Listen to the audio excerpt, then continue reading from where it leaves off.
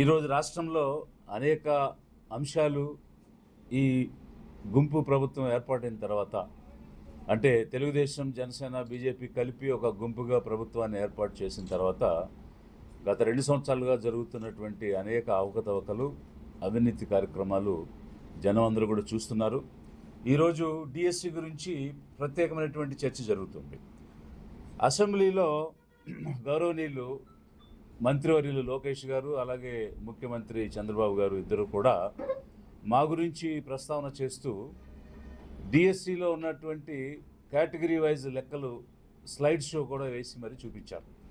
అయితే mister Lokesh, I'm questioning you directly. నేను అనేక ప్రశ్నలు లేవనెత్తాను డిఎస్సి రిక్రూట్మెంట్లో, వాటికి దేనికి మీరు సమాధానం చెప్పలేదు. ఒక ఎడ్యుకేషనల్ క్వాలిఫికేషన్ అనేది లేకుండా, చదువు అనేది లేకుండా, చదువు చెప్పే టీచర్ని మీరు ఏ విధంగా నియామకం చేస్తారు? మీరు 4/2047 అని 2 జీవోలు ఇచ్చినారు. ఈ జీవోల ద్వారా కనీస చదువే కాదు, కాంపిటేటివ్ ఎగ్జామ్ను రాయకపోయినా కూడా టీచర్గా అపాయింట్ చేయొచ్చు అని చెప్పడం స్పోర్ట్స్ కోటాలో. దానితో పాటు టెట్ అన్నటువంటిది కూడా లేకుండానే, టీచర్స్ ఎలిజిబిలిటీ టెస్ట్ కూడా లేకుండానే వాళ్ళని టీచర్స్గా అపాయింట్ చేయొచ్చు అని చెప్తున్నారు. మరి టీచర్ ఎలిజిబిలిటీ టెస్ట్ అనేది section 2 right to education act ప్రకారం ఖచ్చితంగా ప్రతి ఒక్కరూ టెట్ పాస్ అయి ఉండాలి. అలాంటి పరిస్థితిలో టెట్ లేకుండా ఏ విధంగా జాబ్ ఇస్తారు? ఆల్రెడీ ఉన్నటువంటి టీచర్స్కే సుప్రీంకోర్టు ఈ టెట్కి ఎగ్జామ్షన్ లేదు, మీరు పాస్ అయి తీరాలి, లేకపోతే వారిని ఉద్యోగుల నుంచి తీసేయమని చెప్తుంది.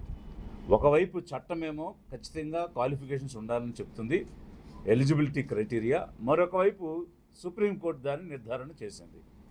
మరి అలాంటి సమయంలో మీరు ఒక జీవో ద్వారా ఏ క్వాలిఫికేషన్ లేకుండా టీచర్స్గా ఎట్లా అపాయింట్ చేస్తారు? First fundamental question. Second question ఏంటంటే, జీవో అనేది ఇన్సబార్డినేట్ లెజిస్లేషన్ అని అంటాము. అంటే చట్టాలు తయారైతే చట్టాలకు అనుగుణంగా జీవోలు ఇవ్వడం అనేది జరుగుతుంది. మీరు పార్లమెంటు చేసిన చట్టం మీద ఒక జీవో ఇచ్చారు. కనీసం అసెంబ్లీ కూడా కాదు, పార్లమెంటు చేసిన చట్టాన్ని మీద అసెంబ్లీ చట్టం చేయడానికి అధికారం లేదు. అలాంటి అసెంబ్లీ చట్టాలు చేసి అసెంబ్లీ కూడా కాదని మీరు ఎగ్జిక్యూటివ్గా ఒక జీవోని ఎలా ఇస్తారు? అంటే జీవో పార్లమెంట్ చట్టం కంటే పైన ఉంటుందా? అదొక వైపు. రెండోది, సుప్రీంకోర్టు మీరు ఆగస్టు 31, 2028 లోపు ఇప్పుడున్నటువంటి టీచర్స్ అందరూ ఈ టీఈటీ పాస్ అవ్వకపోతే వారు కూడా అనర్హులని ప్రకటించింది. ఆల్రెడీ సంవత్సరాల కొలది ఉద్యోగాలు చేస్తున్న వాళ్ళే ఈ పరీక్ష పాస్ అవ్వకపోతే మీరు టీచర్స్గా కొనసాగడానికి వీల్లేదని చెప్తే, కొత్తగా తీసుకునే వాళ్ళకి ఈ ఎలిజిబిలిటీ టెస్ట్ టీఈటీ లేకుండా ఏ విధంగా తీసుకుంటారు? కామన్ సెన్స్, ప్రజలు కూడా ఆలోచించాలి అంశం. దీనికి అసలు ఎలాంటి సమాధానం అసెంబ్లీలో చెప్పలేదు. మీరు ఎడ్యుకేషనల్ క్వాలిఫికేషన్స్ ఎలా రిలాక్స్ చేశారంటే, ఇంటర్నేషనల్ గేమ్స్, ఒలింపిక్స్తో పోటీపడి మెడల్స్ తెచ్చిన వాళ్ళకి ఉదాహరణగా చెప్తున్నారు తప్ప, మీరు నిజంగా స్పోర్ట్స్ని ఎంకరేజ్ చేయడానికి మేము ఈ ఎలిజిబిలిటీ క్రైటీరియాని రిలాక్స్ చేశామని చెప్తే కనుక, మరి మీరిచ్చిన 4/47 జీవోలు, ఆ తర్వాత మళ్ళీ 23 అని జీవో ఇచ్చి మీకు కావలసిన వాళ్ళని, ఎలాంటి విద్యార్హతలు లేని వాళ్ళని, చదువు రాని వాళ్ళని చదువు చెప్పడానికి టీచర్స్గా మీరు అపాయింట్ చేసేసిన తర్వాత ఆ 2 జీవోలు ఎందుకు మీరు విత్డ్రా చేశారు? ఆ 2 జీవోలకి మీరు ఎందుకు అమెండ్మెంట్ తెచ్చారు? అంటే ఇక మీదట జరిగే రిక్రూట్మెంట్స్ అన్నిటికీ మళ్ళీ చదువు ఉండాలి, టీఈటీ ఉండాలి, ఇతర సర్వీసెస్లో కూడా ఉండాలని మీరు ఆ జీవోలు విత్డ్రా చేసినటువంటి జీవో, అంటే ఆ అమెండ్మెంట్ జీవోలు మళ్ళీ మీరు తెచ్చారు. అంటే మీ ఉద్దేశం ఏమిటి? బ్యాక్ డోర్ ద్వారా మీరు అనుకున్నటువంటి కొంతమందికి, విద్యార్హతలు లేనివారు, చదువు సంధ్యలు లేని వాళ్ళకి ఒక 336 మంది, అంటే మిగిలినటువంటి వాళ్ళు పీఈటీలుగా అపాయింట్ అయ్యారు. పీఈటీలకు టీఈటీ లేకపోయినా పర్వాలేదు, టెట్ లేకపోయినా కూడా వాళ్ళని అపాయింట్ చేయొచ్చు. ఆ నెంబర్ మైనస్ చేసి మిగిలిన అదర్ టీచర్స్ 336 టీచర్స్ని చదువు లేకపోయినా కూడా మీరు ఇచ్చేశారు. బ్యాక్ డోర్ ద్వారా ఇచ్చిన తర్వాత వాళ్ళకి అపాయింట్మెంట్ ఇచ్చాక మళ్ళీ జీవో, మీరు ఏ జీవో ద్వారా అయితే చదువు సంధ్యలు లేని వాళ్ళని టీచర్స్గా పెట్టారో ఆ జీవోల్ని మార్చి మళ్ళీ చదువు కావాలి, టీచర్ అవ్వాలంటే కొత్త జీవో తెచ్చారు. చాలా స్పష్టంగా కనిపిస్తుంది కదా మీ ఉద్దేశం. ప్రజలు క్లియర్గా మీరు దొంగ దారులు వెతికి చదువు సంజలు లేని వాళ్ళకి మీరు టీచర్స్గా పెట్టడం చేశారనేది క్లియర్గా అర్థమైపోయింది. వీటికి దేనికి మీరు సమాధానం చెప్పలేదు. ఇక్కడ నేను అడిగేటువంటి ప్రశ్న ఏంటంటే, ఈ గవర్నమెంట్ స్కూల్స్లో చదువుకునేది ఎవరు? ఎస్సీ, ఎస్టీ, ఓబీసీ, మైనారిటీ, పేద విద్యార్థులు, ఓసీలో పేద విద్యార్థులు. అంటే పేద విద్యార్థులు చదువుకునేటువంటి స్కూల్స్లోకి చదువు చెప్పడానికి చదువు రాని వాళ్ళని మీరు టీచర్స్గా వేశారు. అంటే వీళ్ళకి చదువు వచ్చినా రాపోయినా పర్వాలేదు, వాడు చదివితే ఏంటి చదవకపోతే ఏంటి, అదంత ముఖ్యమా? వీళ్ళు ఎందుకు గవర్నమెంట్ స్కూల్స్లో చదువుతున్నారు? మీలాగా డొనేషన్లు కట్టి మేనేజ్మెంట్ కోటాలో స్టాన్ఫోర్డ్ యూనివర్సిటీ లాంటి చోట్ల వీళ్ళు ప్రైవేట్ స్కూల్స్లో చదువుకోలేరు కాబట్టి, డొనేషన్లు కట్టలేరు కాబట్టి, మేనేజ్మెంట్ కోటాలో తెచ్చుకోలేరు కాబట్టి గవర్నమెంట్ స్కూల్స్లో చదువుతున్నారు. అలాంటి వారికి చదువు చెప్పడానికి విద్యార్హత లేని వాళ్ళని మీరు టీచర్స్గా పెడితే, ఒక విద్యాశాఖగా మంత్రిగా చదువు యొక్క విలువ మీకు తెలియదు అని చెప్పడానికి ఎంతకంటే నిదర్శనం కావాలా?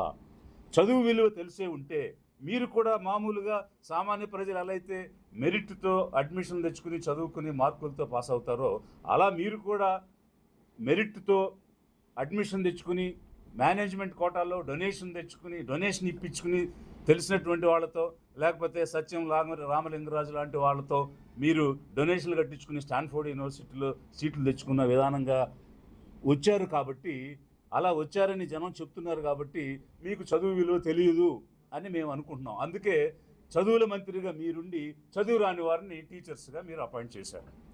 ఇది ఒక వైపు అయితే, మీరు మీ తండ్రి గారు మా గురించి ప్రస్తావన చేశారు. ఐఏఎస్ ఎలా వచ్చిందో ఆయనకు తెలియదు అని మీరు అసెంబ్లీ సాక్షిగా చెప్పారు. నిజమే, మేనేజ్మెంట్ కోటాల్లో చదివిన వాళ్ళకి ఐఏఎస్ ఎలా వస్తుందో తెలియకపోవడం అనేది సహజం, సమంజసమే. ఎందువల్లంటే మీకేం తెలుసు మెరిట్ అంటే, మీకేం తెలుసు కాంపిటేటివ్ ఎగ్జామినేషన్ అంటే? ఐఏఎస్ అనేది ఒక కాంపిటేటివ్ ఎగ్జామినేషన్ రాస్తే అందులో కంపారిటివ్ మెరిట్ ఎవరికి ఉందో వాళ్ళకు వస్తుంది. మీరు అలాంటి ప్రక్రియలు ఎప్పుడు పాల్గొనలేదు కాబట్టి మీకు ఐఏఎస్ ఎలా వస్తుందో తెలియదని పాపం అసెంబ్లీ సాక్షిగా ఒక నిజాన్ని మీరు ఒప్పుకున్నారు. దానికి నేను అభినందిస్తున్నాను. అయితే మేమేం చేశాము ఈ రాష్ట్రానికి సేవలో అనేటువంటి ప్రక్రియ కూడా మీరు మాట్లాడారు, ప్రస్తావన కూడా చేశారు. మీకు ఒక శాఖ ఇస్తే ఆ శాఖను నిర్వహించలేక ఆపసోపాలు పడుతూ ఉన్నారు. డిఎస్సిలో అనేక రకాలైనటువంటి అక్రమాలు చేయటమే కాకుండా విద్యార్హతలు లేకుండా విద్య రాని వాళ్ళని విద్య నేర్పించడానికి మీరు టీచర్స్గా పెట్టి ఒక శాఖను నిర్వహించలేక మీరు కింద మీద పడిపోతున్న పరిస్థితి కనిపిస్తుంది. మేము ఒక శాఖలో పనిచేసినప్పుడు 1,35,000 ఉద్యోగాలు ఎలాంటి చిన్న అరమరిక లేకుండా, చిన్న రికమెండేషన్ లేకుండా, చిన్న తప్పు లేకుండా వార్డు గ్రామ సచివాలయాల్లో దేశంలో రికార్డు సమయంలో 2 నెలల్లో పరీక్ష నిర్వహించి పేపర్లు దిద్ది మార్కులు ఇచ్చి మెరిట్ మీద ఈ రాష్ట్రంలో మేము చేశాము. ఏ పబ్లిక్ సర్వీస్ కమిషన్ కూడా చేయలేదు. It is on record, you verify anywhere in this country. 28 రాష్ట్రాల్లో కానీ, యూనియన్ టెరిటరీస్లో కానీ, యూపీఎస్సీలో కానీ వెరిఫై చేయండి. 2 నెలల్లో 1,34,000 ఉద్యోగాలు ఎలాంటి అవకతవకలు లేకుండా చేయడం ఒక ఆంధ్రప్రదేశ్ సచివాలయ ఉద్యోగాల్లో మేము చేసాం. I am there. 15,000 సచివాలయాలు మున్సిపల్ వార్డుల్లో గ్రామాల్లో మేము ఏర్పాటు చేశాం. 26 జిల్లాలు, 13 జిల్లాలుగా ఉన్న ఆంధ్రప్రదేశ్ని ఒంటి చేత్తో ఒక్క కోర్టు కేసు లేకుండా, ఒక్క లిటిగేషన్ లేకుండా 26 జిల్లాలుగా స్మూత్గా చేసి, ఆ పక్కనున్న తెలంగాణలో 33 జిల్లాలు చేస్తే 300 కేసులు బండి అక్కడ. అలాంటిది ఏమీ లేకుండా ఈరోజు ఇక్కడ మేము చేశాం. ఇవి నేను మచ్చుక్కు చెప్తున్నాను. మీ తండ్రి గారిని అడగండి నా మెరిట్ ఏంటో, మీ తండ్రి గారిని అడగండి నా ట్రాక్ రికార్డ్ ఏంటో. నేను ఫస్ట్ పోస్టింగ్లో అమలాపురంలో చేరగానే మొదటి 6 నెలల్లో కేవలం ఒక సబ్ డివిజన్ స్థాయి అధికారిని ముఖ్యమంత్రి మెచ్చుకోవటం సర్వీసులు ఎవరికి జరగలేదు, అది నాకే జరిగింది. అది ఎవరో చేయలేదు, మీ నాన్నగారే చేశారు, మీ తండ్రి గారే చేశారు. నా మెరిట్ ఏంటో, నా ట్రాక్ రికార్డ్ ఏంటో you ask your father, he will tell. Chandrababu Naidu గారిని అడగండి, ఆయన చెప్తారు. ఈరోజు మీరు మంత్రిగా ఉన్నారు, ఏమిటి మీ అర్హత, ఏమిటి మీ మెరిట్? వారసత్వం కాకుండా ఇంకేమైనా మీకు మెరిట్ ఉందా? ఎన్టీ రామారావుకి మనవడు, చంద్రబాబు నాయుడికి కొడుకు తప్ప ఏ అర్హత ఉంది మీకు? ఏ అర్హతతో మీరు మినిస్టర్ అయ్యారు? మీరు ఎమ్మెల్యేగా ఓడిపోతే వారసత్వం అనే ఒక్క అర్హతతోనే కదా బ్యాక్ డోర్లో ఎమ్మెల్సీ ఇచ్చి మళ్ళీ మీకు మంత్రి పదవి ఇచ్చారు. మీరు గనక ఎన్టీ రామారావు మనవడు కాకుండా చంద్రబాబు నాయుడు కొడుకు కాకుండా ఉంటే 2014-18 ప్రభుత్వంలో మంత్రి అయి ఉండేవారా? ఏం అర్హత ఉండి మీకు మంత్రి అయ్యారు? వారసత్వం ఒక్కటే కదా మీ అర్హత, అంతకు మించిన అర్హత ఏముంది మీకు? ఈ రోజు కూడా మీరు మంత్రిగా ఉన్నారంటే వారసత్వంతోనే కదా మీరు మంత్రి అయ్యారు. మీరేమైనా స్వచ్ఛందంగా రాజకీయాల్లోకి వచ్చి ప్రజల్లో పోరాటాలు చేసి ప్రజల కోసం పనిచేసి ప్రజానాయకుడిగా వచ్చి ఆ విధంగా ఏమైనా రాష్ట్రంలో పనిచేయడానికి వచ్చిన వ్యక్తి ఏం కాదు కదా. ఒకవైపు మీరు మేనేజ్మెంట్లో సీట్లు తెచ్చుకుని విదేశాల్లో చదవడం, ఇంకోవైపు వారసత్వం ద్వారా మీరు అర్హతలు సంపాదించి ఆ వారసత్వం ద్వారా రాజకీయాల పదవులు పొందటం, మళ్ళీ మీరు వీరు ఐఏఎస్ ఎలా అయ్యారో అని అసెంబ్లీలో మాట్లాడటం. మీది మేనేజ్మెంట్ అయితే మాది మెరిట్. మీ తండ్రి గారిని అడగండి, మా ట్రాక్ రికార్డ్ ఏంటో చెప్తారు. ఇప్పుడు చెప్పాలంటే చాలా ఉంది. 30 సంవత్సరాలు చేసిన అనేక రకాలైనటువంటి సక్సెస్ స్టోరీస్ చాలా చెప్పొచ్చు, ఇది సమయం కాదు. You verify, you will come to know. మీరు ఇచ్చినటువంటి జియోస్ ఇన్సబార్డినేట్ లెజిస్లేషన్ అంటే చట్టానికి అంటే పైన ఉన్నవి కాదు. కనీసం మీ చుట్టూ ఉన్న ఐఏఎస్ ఆఫీసర్స్ అయినా అడగండి, చట్టం పైన మనం జీవోలు ఇవ్వచ్చా, అలా జీవోలు ఇచ్చి ఈ డిఎస్సిలో తప్పులు చేయొచ్చా, మీకు ఎలాగో తెలియదని చెప్పారు. కాబట్టి మీ చుట్టూ ఉన్న ఐఏఎస్ ఆఫీసర్ని అడిగి తెలుసుకోండి. ఈరోజు మేము జీలుగుమెల్లి పోలవరం ప్రాంతంలో ఉన్నటువంటి ట్రైబల్ ఏరియాకి వెళ్ళాము. అక్కడ ట్రైబల్స్ ఏ విధంగా జీవిస్తున్నారు, వారికి ఎలాంటి సమస్యలు ఉన్నాయి అనేటువంటి అంశంతో పాటు కొంత అవగాహన కల్పించాలనేటువంటి ఉద్దేశంతో అక్కడికి మేము వెళ్ళిన సందర్భంలో మాకు అనేక రకాలైనటువంటి అంశాలు మా దృష్టికి వచ్చాయి. అక్కడ ఆ పోలవరం కాన్స్టిట్యుయెన్సీలో అనేక అక్రమాలు జరుగుతున్నాయని, అవకతవకలు జరుగుతున్నాయని, ప్రాజెక్టుకు సంబంధించిన అవకతవకలే కాకుండా ఆ పునరావాసంలో R&Rలో అనేక తప్పులు జరుగుతున్నాయని, అనేక మంది పేదల భూములు లాక్కున్నారని, అవగాహన లేనటువంటి అమాయకంగా ఉన్నటువంటి ట్రైబల్ ల్యాండ్స్ లాక్కున్నారని, ఒకరి పేరు మీద ఉన్న భూమి ఇంకొకరి పేరుకు మార్చుకున్నారని, దానికి అక్కడ లోకల్గా ఉన్నటువంటి నాయకుల యొక్క అండుంది. మరి ముఖ్యంగా ఈ పోలవరం నియోజకవర్గం శాసనసభ్యుల దగ్గర నుంచి ఆ చుట్టుపక్కల ఉన్నటువంటి వారి యొక్క అనుబంధ నాయకత్వం అంతా కూడా అక్కడ ఉన్నటువంటి అమాయక జనాన్ని పట్టి పీడిస్తున్నారు, వారిని వేధిస్తున్నారు అనేటువంటి అంశాలు అనేకంగా నా దృష్టికి వచ్చున్నాయి. మరి ఈ సందర్భంగా ఈ గుంపు ప్రభుత్వానికి, తెలుగుదేశం, జనసేన, బీజేపీ గుంపుకి, అక్కడ ఉన్నటువంటి రాజకీయ నాయకులకు నేను స్పష్టంగా చెప్తూ ఉన్నాను, మీరు షెడ్యూల్ ట్రైబ్స్ అక్కడ జీవించే వారి జీవితాలతో మీరు ఆడుకోవద్దు. వారిని అమాయకులను చేసి వారిని మోసం చేయొద్దు. వారి దగ్గర భూములు లాక్కుని ఆ భూములతో మీరు లక్షల కోట్లు గడించేటువంటి కార్యక్రమాలు చేస్తున్నట్టుగా మా దృష్టికి వచ్చింది. లిబరేషన్ కాంగ్రెస్ పార్టీ షెడ్యూల్ ట్రైబ్స్కి అండగా నిలబడుతుంది. పేదవాళ్ళు ఎక్కడుంటే, సామాన్యులు ఎక్కడుంటే, ఎవరికి ఎలాంటి నష్టం జరిగితే, ఎవరికి ఎలాంటి అన్యాయం జరిగితే ఆ అన్యాయాన్ని ఎదిరించి వారి తరపున పోరాటం కోసమే లిబరేషన్ కాంగ్రెస్ పార్టీ పనిచేస్తుంది. అది ఎస్టీలైనా ఉంటుంది, ఓబీసీలైనా ఉంటుంది, మైనారిటీలైనా ఉంటుంది, ఎస్సీలైనా ఉంటుంది, ఓసీ పేదలైనా కూడా ఉంటుంది.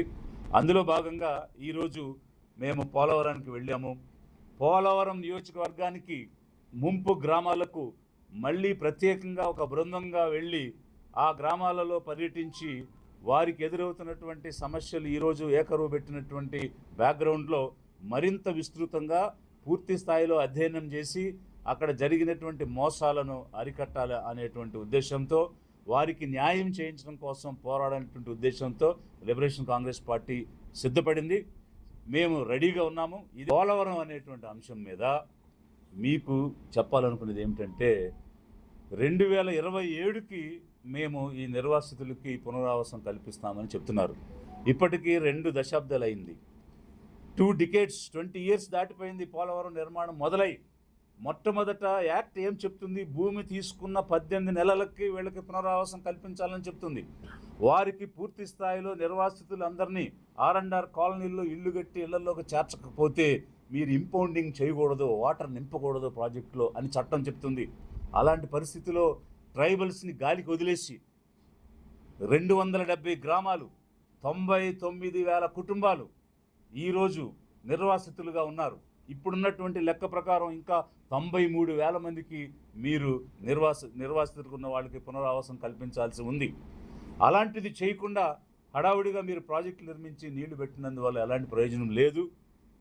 కాబట్టి ఈ గుంపు ప్రభుత్వాన్ని లిబరేషన్ కాంగ్రెస్ పార్టీ నుంచి హెచ్చరిక చేస్తున్నాము. షెడ్యూల్ ట్రైబ్స్ తరపున మీరు నిర్వాసితులకు ఇవ్వాల్సినటువంటి పునరావాసం మీద ప్రత్యేకమైనటువంటి శ్రద్ధ పెట్టండి. వార్ ఫుటింగ్ బేసిస్ మీద వారికి R&R ఇవ్వాలి. అదే సమయంలో అవకతవకలు అరికట్టండి. మీ శాసనసభ్యులు, మీ రాజకీయ నాయకులు, మీ హెంచ్మెన్ అక్కడ ఉండి వాళ్ళని భయభ్రాంతులు గురి చేసి బలవంతంగా భూములు లాక్కోవటమే కాకుండా పరిహారాలు కూడా తప్పుడుగా ఇస్తున్నారు. అసలైనటువంటి గిరిజనులు భూములు తీసుకుని పరిహారం ఇవ్వకుండా గిరిజనేతరులకు పరిహారం ఇచ్చారని దేవిపట్నం పోలీస్ స్టేషన్లో 19 కోట్లకు పైనే ఆ విధంగా చెల్లించారని కేసు కూడా నమోదైనటువంటి విషయం మీకు కూడా తెలుసు.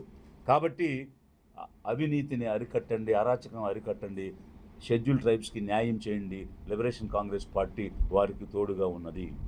షెడ్యూల్ కాస్ట్ కానీ షెడ్యూల్ ట్రైబ్స్ కానీ హాస్టల్సే కాదు, రెసిడెన్షియల్ స్కూల్స్ కూడా ఈరోజు అనేక ఇష్యూస్ ఉన్నాయనేది నా దృష్టికి వచ్చింది. ఇప్పుడు 3 రెసిడెన్షియల్ స్కూల్స్ని సెంటర్ ఆఫ్ ఎక్సలెన్స్ అని చెప్పి ఈ నారాయణ చైతన్య లాంటి వాళ్ళకి అవి హ్యాండ్ ఓవర్ చేసే విధంగా ఒక జీవో తీసుకొచ్చినట్టు చెప్పారు. దాని మీద మేము అధ్యయనం చేస్తున్నాము. అయితే ఉన్న రెసిడెన్షియల్ స్కూల్ని క్లోజ్ చేసి సెంటర్ ఆఫ్ ఎక్సలెన్స్ అని కోచింగ్ సెంటర్స్గా మార్చాల్సిన అవసరం ఏముంది? ఒక నిజంగానే మీరు ఎక్సలెన్స్గా వాళ్ళకి కోచింగ్ ఇవ్వాలనుకుంటే ఇవ్వచ్చు, దాన్ని ఎవరు అభ్యంతరం పెట్టరు. కానీ అక్కడ ఉన్నటువంటి పిల్లల్ని తీసేసి మీరు వేరే చోటకి వెళ్ళిపోండి అని ఆ స్కూల్ని మూసేసి అక్కడ చదువుతున్నటువంటి వాళ్ళని డిస్ప్లేస్ చేసి పెట్టాల్సిన అవసరం ఏముంది? గవర్నమెంట్కి బోల్డంతా ఇన్ఫ్రాస్ట్రక్చర్ ఉంది, డబ్బు ఉంది, మెషినరీ ఉంది. నిజంగానే ఈ SC ST OBC minority weaker సెక్షన్స్కి మీరు కోచింగ్ ఇచ్చి వాళ్ళని పైకి తీసుకురావాలనుకుంటే మీరు డిస్ట్రిక్ట్గా ఒక సెంటర్ ఏర్పాటు చేయొచ్చు, లేదంటే రీజనల్గా సెంటర్స్ ఏర్పాటు చేయొచ్చు. దానికి రెసిడెన్షియల్ స్కూల్స్ మూసేయాల్సిన అవసరం అయితే లేదు కదా. కాబట్టి మేము లిబరేషన్ కాంగ్రెస్ పార్టీ నుంచి ఏం డిమాండ్ చేస్తున్నామంటే, ఉన్న స్కూల్స్ మీరు మూసేయొద్దు. మీరు నిజంగా ఎక్సలెన్స్ సెంటర్స్ ఏర్పాటు చేయాలంటే తప్పకుండా ఏర్పాటు చేసి కోచింగ్ ఇవ్వాలని కోరుతున్నాము. అదే సమయంలో మా దృష్టికి ఈ హాస్టల్స్ విషయం, అక్కడ మెయింటెనెన్స్ విషయం కూడా వచ్చింది. దీని మీద కూడా ఒక పూర్తి స్థాయి అధ్యయనం చేసి అప్పుడు దాని మీద ఎలాంటి కార్యాచరణ ఉంటుందనేది ప్రకటిస్తాం.